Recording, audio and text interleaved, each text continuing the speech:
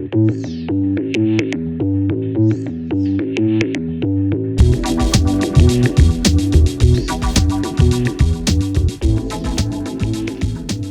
how's it going? Welcome to another episode of Lost Like Mike. I am your host, Mike Gonzalez. Just a little bit here. See how the return of the owl paint. The cow painting. If you're watching the video, that was a really stupid moment. But if you're just listening, I pointed at a cow and called it an owl. Anyway, thank you for subscribing. Thank you for coming by and visiting and talking for a little bit and hanging out with me. Please continue to message me at lostlikemike@gmail.com.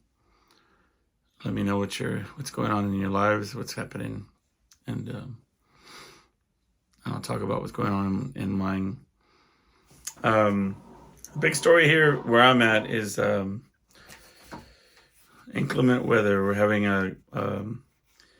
the city's preparing for a big Arctic freeze, like this cold front coming through. And apparently, in Texas, we don't know what to do with ourselves when it gets cold.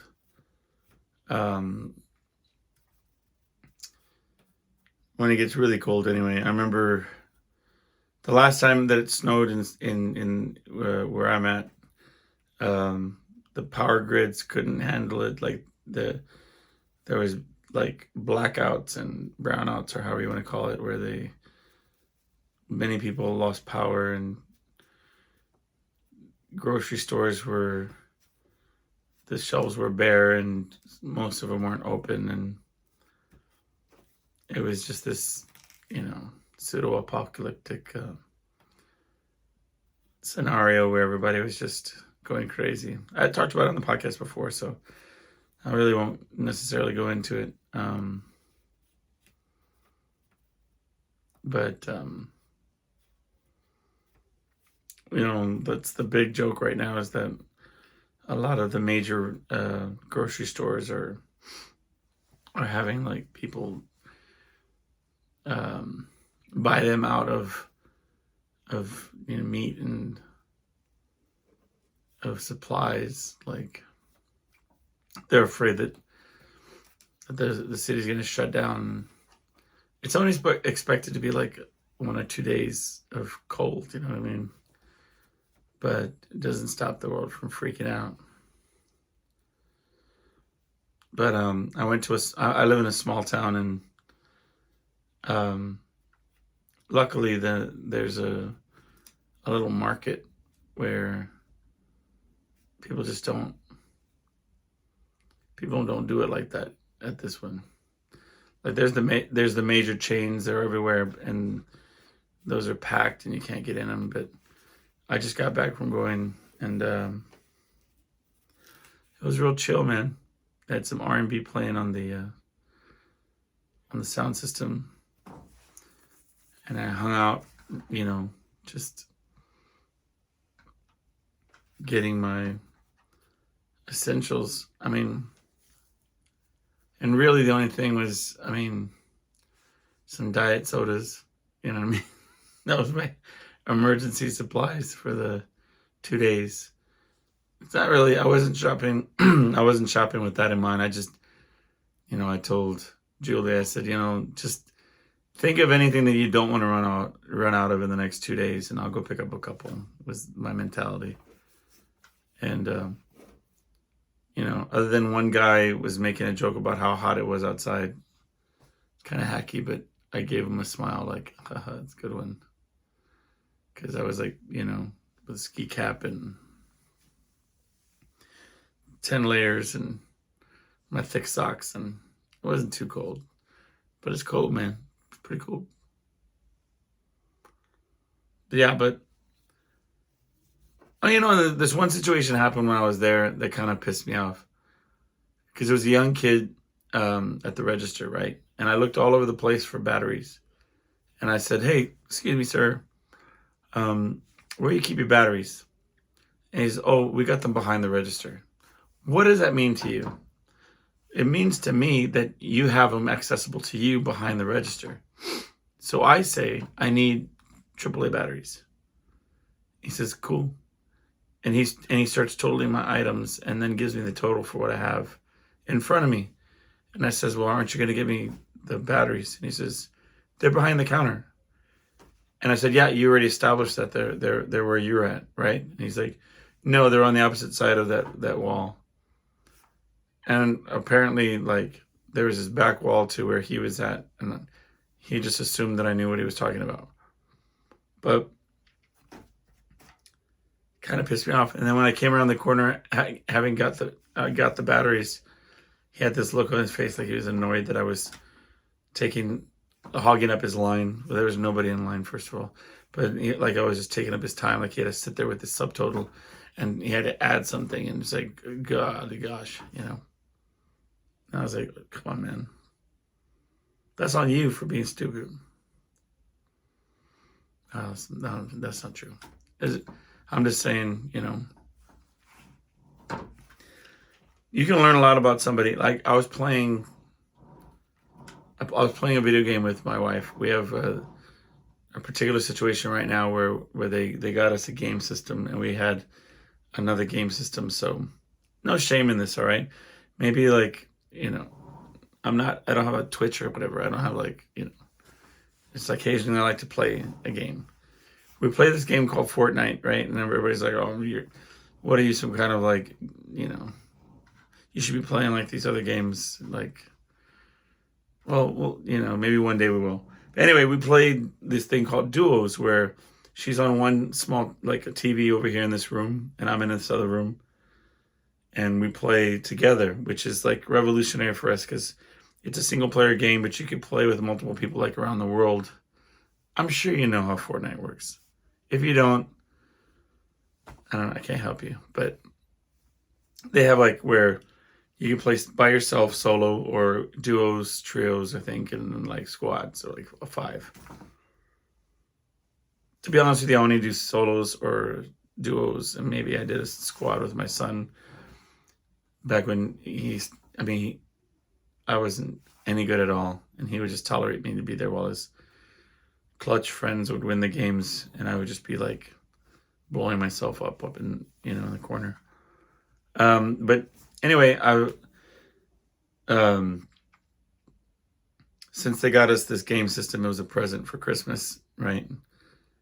They said it was the first time that they'd seen an authentic, like, excited look. I opened the present for us. There was a family present, and it was one of those jaw drop moments where I just didn't see it coming, because there's so many other practical things that you expect for people to get, grown adults, that I did not see that coming, in 100% honesty. But anyway, so the first night that we put it in, we had this sort of shorthand, like where I knew what she was most likely going to do because I've watched her play. And we were like winning back to back. It was so like, fun, right?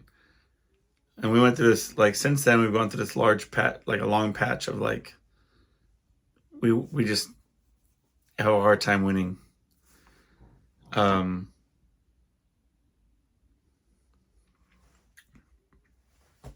Anyway, what I'm saying is that, like, she'll say, come on, let's go this way.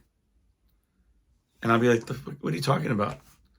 Like, I mean, how about let's go east or let's go north? Like there's a thing at the top that shows what the direction is, you know what I mean? But I'll even take hey, let's go left or let's go right of our position. But you know, it's all because in my mind, it's like, first of all, I have to know where your character's looking so that I can know what you're talking about when you say right or left. That's why the north and south kind of beats that. But then I'm like, when she's like, let's go this way, and I'm like looking around, where'd you go? Like, I don't understand. Words are powerful, man. And directions, giving instructions is underrated. Like the ability to tell somebody, what you're asking them to do, like putting that in words, huge. I think that's something that you could take away from the game. It's funny because what were we doing? I was with my daughter, and she wanted to get on the game and play. And first of all, she's 9, all right, so take it easy. I'm not like exposing her to something that's like, Fortnite's pretty tame in terms of like games where people get shot because they look like little electronic people that just like, you know,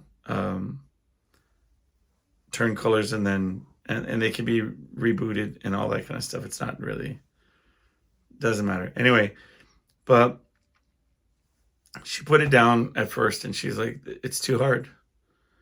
And I said, like, let me show you. And I showed her a couple tricks or whatever. But we were doing something else. And I said, I did like a life lesson using Fortnite. And I didn't know if I felt stupid at the same time as like, you know what I mean? It was a very hallmarky moment. And had I used an analogy with any other topic, I would have felt better about myself. But I was trying to teach my daughter a life lesson using Fortnite. Like I was like, it's like in Fortnite when you know you have to, you didn't know what you were doing, and I could show you because I've done it for a long time.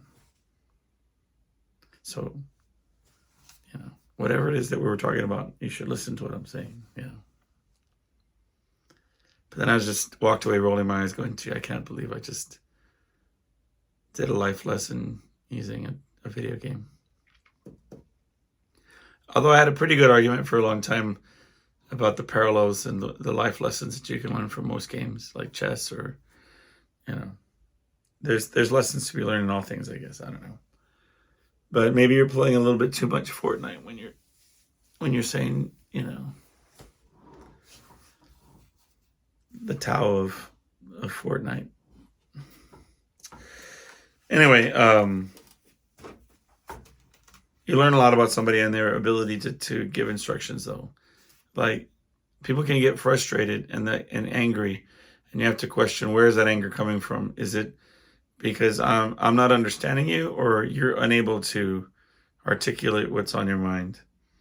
You know, if I'm leading you into danger because you try to give an explanation and it was vague and easily misinterpreted, then who are we mad at here? Ourselves or what? You know? Anyway, my son still doesn't want to play Fortnite with me still. You know, I saw this one, I guess, video about this, and he was saying that this guy was saying that when he plays solo by himself, that this is how he looks, and it's all like a pro.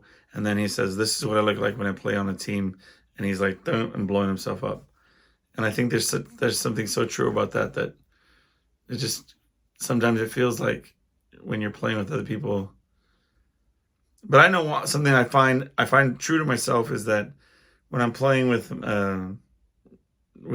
my wife or whatever, I'm looking to what she's wanting to do, and sometimes that'll lead me into trouble.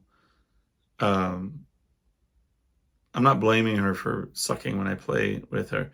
I'm just saying that when I'm playing on my own, I'm pretty much attuned to my instincts, and I'm just kind of going with it. And so there's an awareness that is not there when I'm playing with other people. It's as if I'm saying, well, they're paying attention, so they must know what's going on. You know what I mean? Like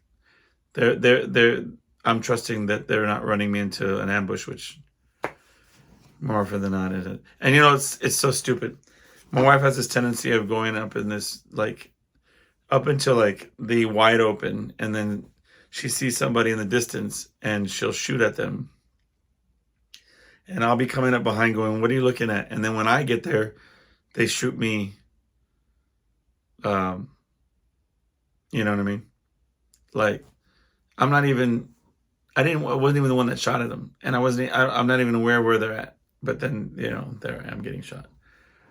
But enough about Fortnite or talking about playing games. I'm going to do a kind of a shorter one today. I think I've been averaging between 45 and 50 on these videos recently, but because we're all on this, like, getting ready for this really, really cold weather, and everybody's shut into the house, and I've got a certain amount of time before I leave because I still have to go out and play the shows, but they couldn't leave, so I've got a lot of people in the house trying to be quiet, and it's really not super fair to them. So that being said, I'll do an expectation of having a shorter show. So yesterday, my daughter was looking for something. She had this video game cartridge that was in this case, and I said, I'll help look. And Julie said, well, it was in her room on her bed. She has like clothes that need to be folded and some odds and ends and bags and stuff that, from the holidays. So I started looking for the stuff for this cartridge, and my daughter says, she comes in the room because my wife had gone in there and looked. Okay, let me start off by saying I went to look for it on a cursory sort of overview, thinking it was going to jump out at me, right? Somebody says that something's in a specific spot. You kind of do a peripheral like look, and then I didn't see it. So I go back and say, hey, you sure it's where you said? I'm not going to dig around, but, you said it was laying on top of this area, and it's not. So she popped in, did her cursory look, kind of like tossed some clothing items that needed to be folded, around, and then said, well, we'll keep looking. Maybe I was mistaken, right? But for whatever reason, I said, you know what? I didn't really look in the area. I just did an overview, kind of like, so I'm going to look harder. All right. And I think that I might find it, right? So then I start getting ready to look. And then my daughter pops in, and she's highly charged. You know what I mean? Like she's very expressive. So out the gate, she starts getting upset, saying how her mom already said it's not there. Why am I looking there? I told you it's not there. So, well, I just want to exhaust the possibility that it's not here before I move on. And then she snaps a little bit and says, I'm telling you, it's not there. As she's saying that, I find the game, which was under everything. Things just got stacked on top of it, right? But the point is that I was trying to help, number one. Number two, I had a feeling, and not only my intuition, but sort of like a educated guess, that if this is where she put it, that it didn't grow legs and move, something must have happened, and it was buried under things that since Christmas, whenever it was put there, right? So it was just an exercise in logic, right? But how quickly I was dismissed in saying that that's what I thought it was, right? Shortly after, my wife is trying to use the vacuum cleaner in the around the couches or whatever, and she's like, it's not working, and it's making this weird sound. And I said, well, if there's blockage, then I'm pretty sure that it's coming from the intake area, like the bottom. She says, nope, the sound's coming from up here.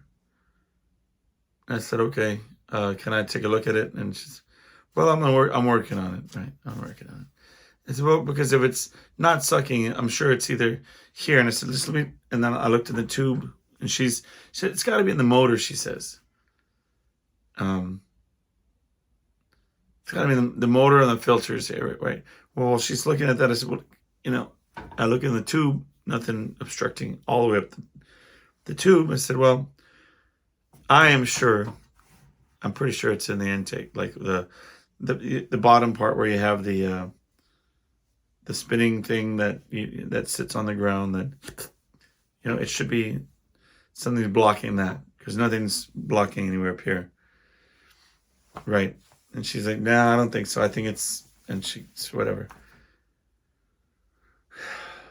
Dismissed again. And she's like, I don't know. I'm gonna have to call the company. This doesn't make sense to me. And I said, look, just humor me, right? And she says, just get a screwdriver. I said, I offered. Can I just? All right, fine. I bring the screwdriver.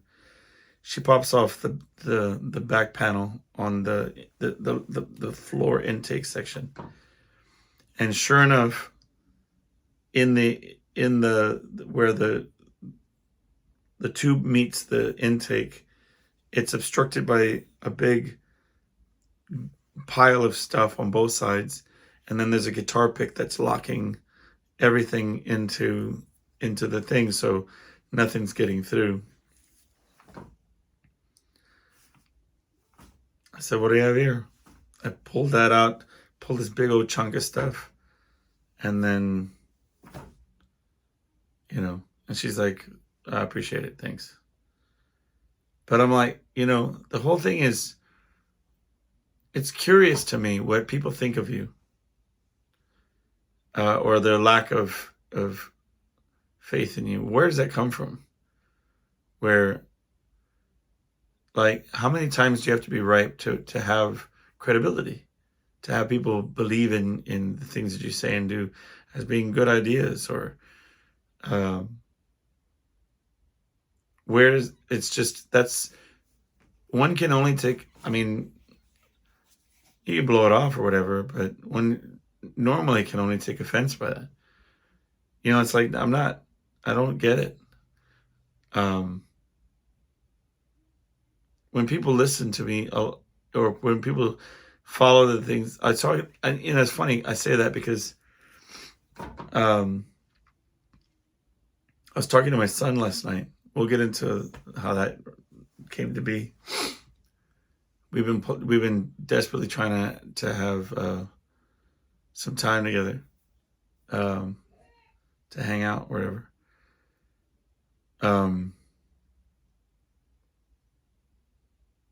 So the other day, we won't get into, but the other day I was thinking, because I was driving my dog. I took my dog my dog loves to go on cruises. Like, we go to the pharmacy, or we go to the bank, and the different places that I take him to, they always have like dog treats and stuff. So my dog she'll just sit in the passenger seat and lean her head on the side, and I put the seatbelt on her, and we drive around. But I was thinking, if I got into a car accident, this was yesterday morning, if I got in a car accident, I said, well, I wonder what my wife would ask about first. And then what does that say about the situation, right? So say I call and say, hey, I've been in an accident, right? Would the person say, is the dog okay? Hey, how's the car? Or, are you all right? Or, what's the situation, right? It's a stupid, silly mental exercise. I don't even know why I thought of it at the time, right? So I go in for my show, which is, I leave around, I get there we start at 1. And my son calls because we're supposed to get together for dinner. And I'm on stage, right, playing music. And I answer the phone because in between songs, and I don't want him to be like, I'm blowing him off. So I'm like, yo, son, I'm on stage. Is everything cool? He's like, oh, yeah. I'll just talk to you when we get together. And then, not a few minutes later, I find out later, when I go on break, a few minutes later, he got into a car accident. Somebody came into his lane and it hit him on the highway, right? And I didn't think anything of it, of the thoughts that I had earlier that day. And it's highly defendable. I think that what happened was I called my wife Julie and I said, "Yo, like Jack's been in an accident," and she had asked about. She was like, "Oh wow, was the was he in the car? Was he in the truck?" And I know it was a preemptive question because of the severity, number one, of the accident, and like how well protected he would be if he was in the car versus being in the truck. And if something had happened to my son, the assumption would be that I would start with that and say Jack's in the hospital or whatever. You see what I'm saying? But it reminded me that I thought about a car accident like earlier that day. So it was just weird to me that here I am thinking those things, and then my son, he has an accident that day, right? Hey, calm down, cow.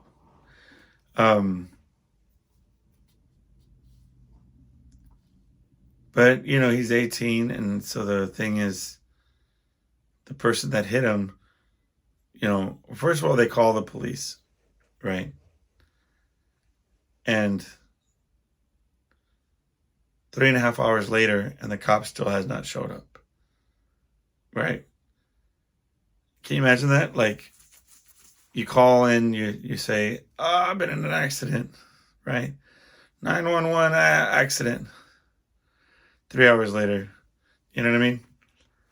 I mean, obviously, when you call, "Hey, we've been in an accident. Is there any injuries? Is anybody splattered across the?" You know what I mean? It's like, I guess they establish whether or not it's imperative that they get EMS, and like, or how many cars are involved, or is it blocking the entire highway? But you know what I'm saying? Like, when you're 18, you're shaken up, you're on a major highway, and you've been sideswiped and put into the wall. You know what I mean? Like, what? Some man is in this car, and at first is being like, "Oh man, I'm sorry, I don't know how this happened." And after 2 hours is being like, "Well, maybe it's not my fault. Maybe it's your fault. Maybe I'm gonna take pictures of your car," and you know what I'm saying? Like, if you're this 18-year-old, right? I mean, that must be terrifying. And you have this older person intimidating you or what have you. But I mean, how are you supposed to be? Ended up, I told him, the reason I say 3.5 hours is because at the beginning of my show, he gets in an accident, and then I'm getting done with my show and I'm packing up, and the cop still isn't there, and I'm like, "Well, I'm gonna head over to where you're at," and I told him to call back to the police department and say, "Look, is somebody gonna show up or not?" Like, the other guy took off already. I got his information, but he took off. And I'm being here for 4 hours. Is somebody coming or not? Right?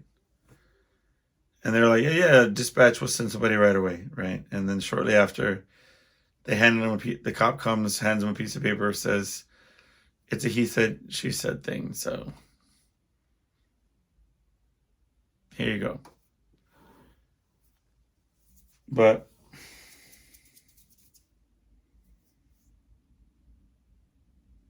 I mean, you wonder why people get like ballistic. You know what I mean? Like, make more trouble than what it is. You know what I mean? Because I wouldn't have been sitting there for 4 hours. I wouldn't even been sitting there for 3 hours, 2 hours. Like, I need an ETA when these fools are coming, because, I mean, I'm telling you, after 1 hour, if that dude started talking like that, I would have called the cops back and said, "Listen, somebody's about to get hurt." You know what I mean? Like, I would have made up some stuff. Like, you know, um, I don't know. I get it. I wouldn't have done that because I know I would get in trouble, but you know, that's how bigger things happen. And it was like so we went to go eat at Chili's, okay, like this, just a neighborhood kind of chain restaurant, right? Like an Applebee's or what have you. And they were doing kind of like a buddy system, waiting table system. There was one guy and he was taking care of this large section of all these different families, all these different tables. And like he came by and this was like I already had went to the restroom, washed my hands because I wrapped up cords after the show and whatnot, and so he ordered drinks, and so the guy comes and says, and after a while, we were sitting there, uh, because I had gotten there, and my son went to go wash his hands. He came back, and in all that time, nobody had come to our table, right? So it was a good, like, we'll say 5 to 7 minutes after being seated, nobody had come yet. So I said, I'm going to wash my hands. If he comes by, start me off with an unsweet tea, right? So I come back, he brought the tea, so that's cool, we're in business. And then after a while, he hadn't been here, so the guy finally shows up and he's like, yo, like, I can give y'all some time. And I'm like, dude, you are not walking away from this table. Like, we're going to order, I assure you. And like 3 times, he's like, I can give you some more time. And I was like, I know you can, because you gave us all the time in the world before you got here. So let's just chill. And because I was telling my son, I said, go ahead. By the time you order, I got it. That's how I order. Okay? I order under pressure. So if you're going, I'll go. And I was just waiting. And he knew what he wanted. So I said, well, just say what you want.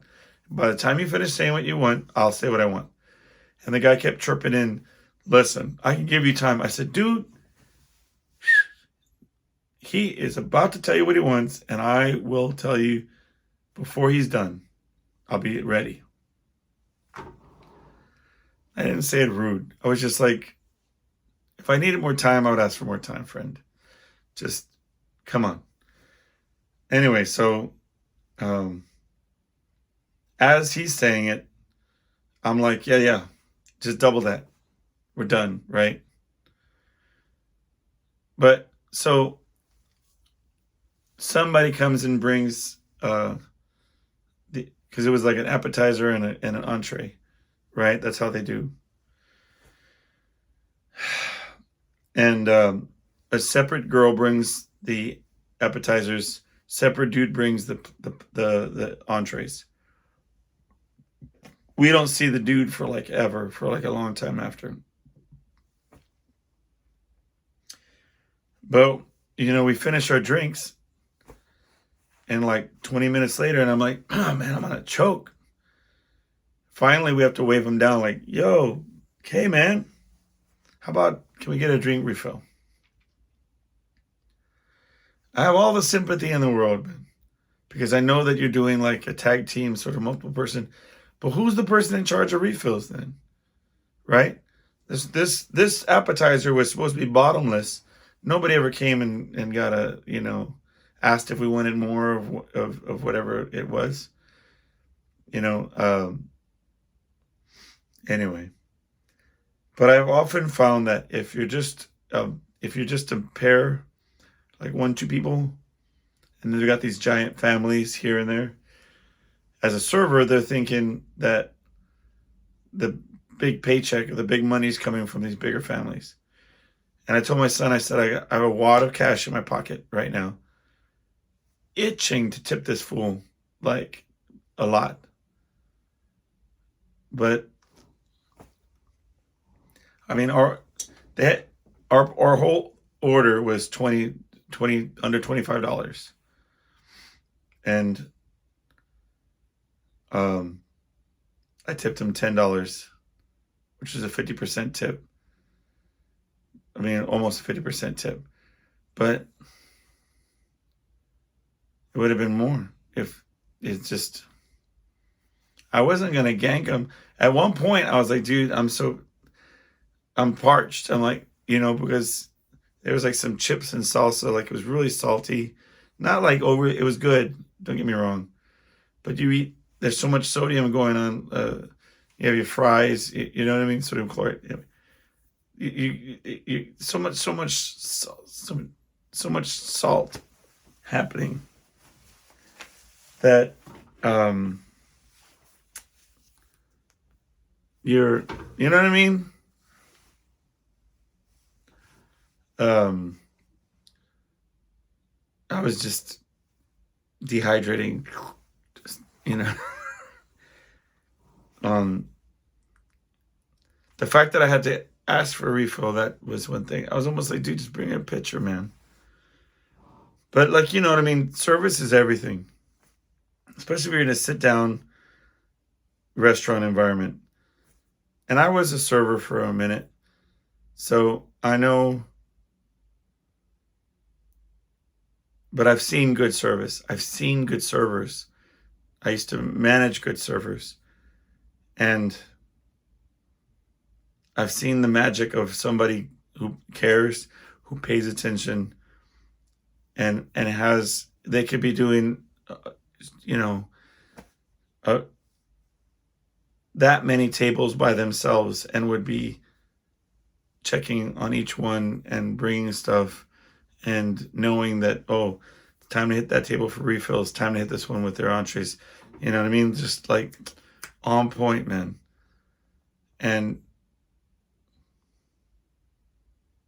you know, that's the frustrating part. Because there's nothing wrong with this kid. He was nice enough. But,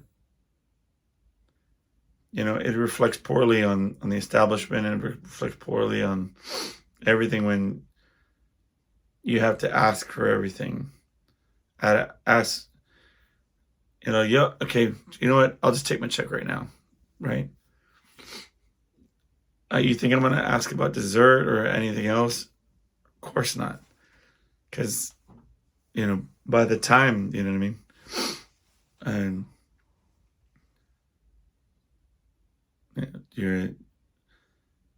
when you feel like you're chasing that, you know, it's not good.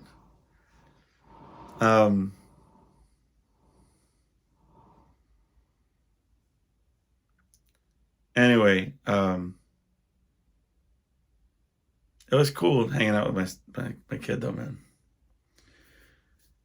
And we try to sort some things out. I'm trying to get him.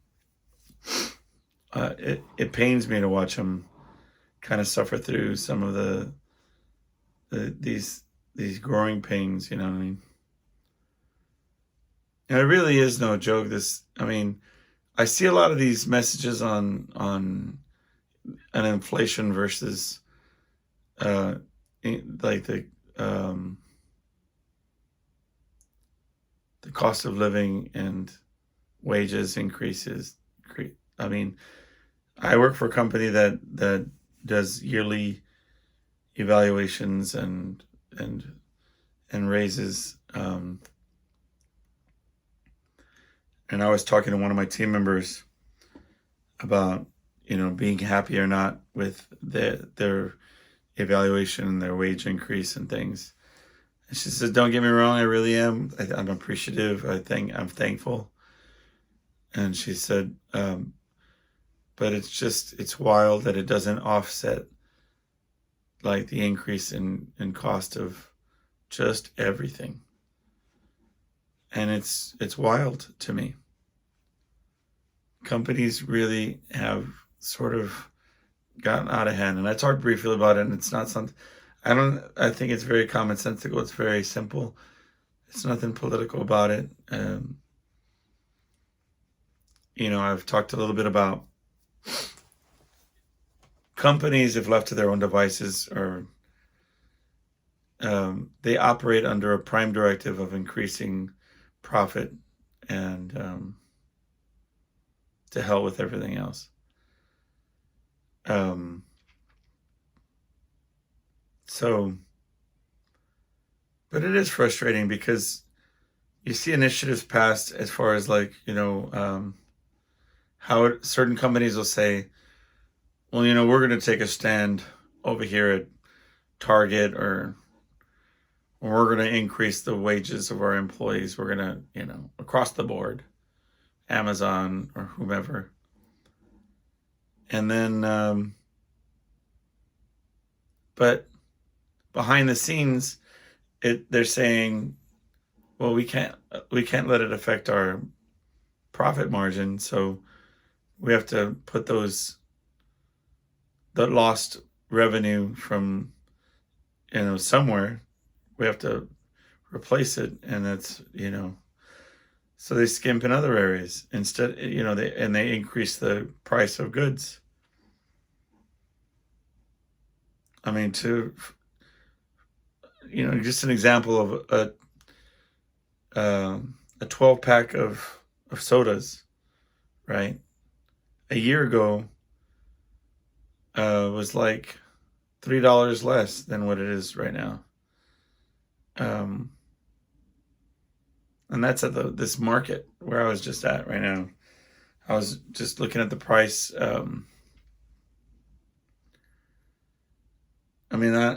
I think that's accurate. It used to be like, maybe I'm tripping, but it was like two for like 14, 12 packs for $14. And it used to be like 3 for 10. Or, you know what I mean?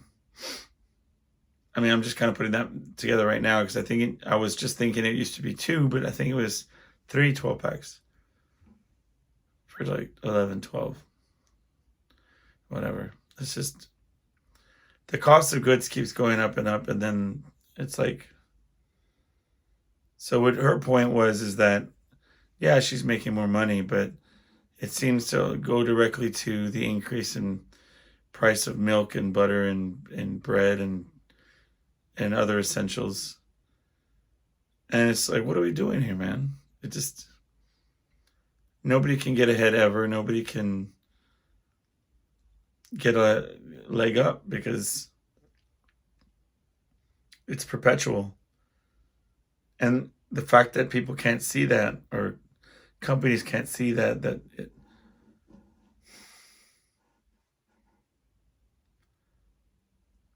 I was at my show yesterday, and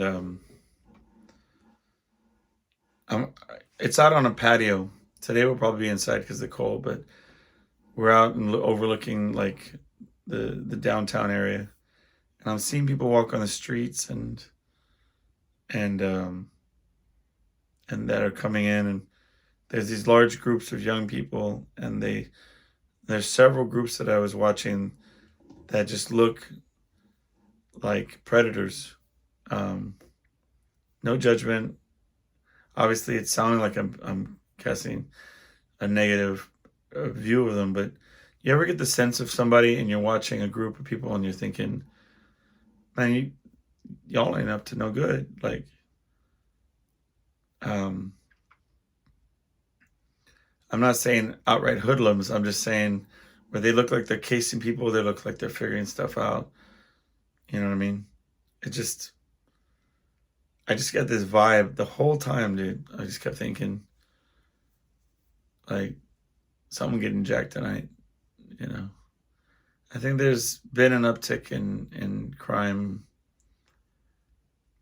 And we talked a little bit about last show about never being a justifiable reason to do bad things. But frustration would set in over time when you can't make ends meet. And you work harder and you do more, but you still can't figure out a way. I don't know. I guess the long and the short of it was when I was thinking about him, he's tired all the time. 18, working a full-time job, holding off on going to college because he has to pay, bills and help his mom out. And it's not even about the cost of school because, he had opportunities where he could go. And he talks about how ridiculously expensive his insurance is, how, the cost of living is really up there, man. and he's trying to fight the good fight and do things the right way. But